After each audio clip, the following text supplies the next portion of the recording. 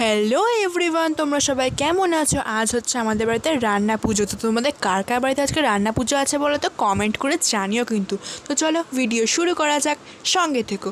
তো মা এখানে ভাতের জন্য প্রথমেই একটু জল বসিয়ে দিয়েছিল। জলটা গরম হয়ে যাবার পর মা একটু তাতে চাল তুলে দিচ্ছিল। তারপর অন্যদিকে মা একটু ভাজা পিঠে করছিল। যেহেতু আমাদের পায়েস নেই তাই জন্য আমাদের পিঠেই হয়। আর আমি এদিকে একটু মাকে ডাল বেছে দিচ্ছিলাম। আমার ডাল বাছতে বাছতে মায়ের এদিকে সব ভাজা পিঠে প্রায় শেষ হয়ে গিয়েছিল। তো তারপরে আর কি তারপর মা ডালটাকে একটু সিদ্ধ বসিয়ে দিল। আর সমস্ত ভাজাভুজির জন্য মা সবজি কাটছিল। সব সবজি প্রায় কাটা হয়ে গিয়েছিল, এখানে না করলেও প্রায় কোড়া হয়ে গিয়েছিল।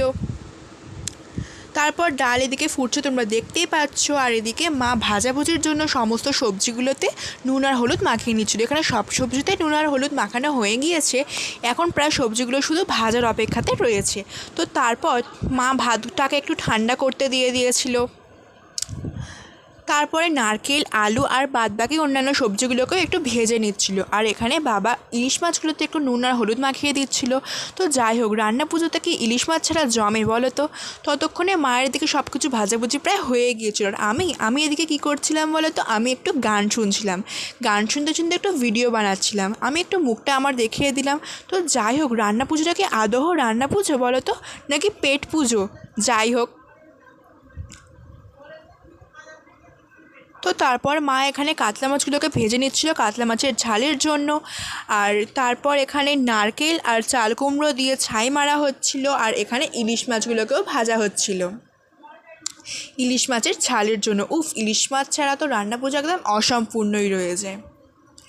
তারপরে এখানে সমস্ত তরকারি মানে সবজির খোসা আর ইলিশ মাছের কাঁটা দিয়ে একটা তরকারি তৈরি হচ্ছিল। আর এখানে ইলিশ মাছের ঝাল বসানো হয়েছিল। ইলিশ মাছের ঝালটাই হলো আজকের শেষ রান্না।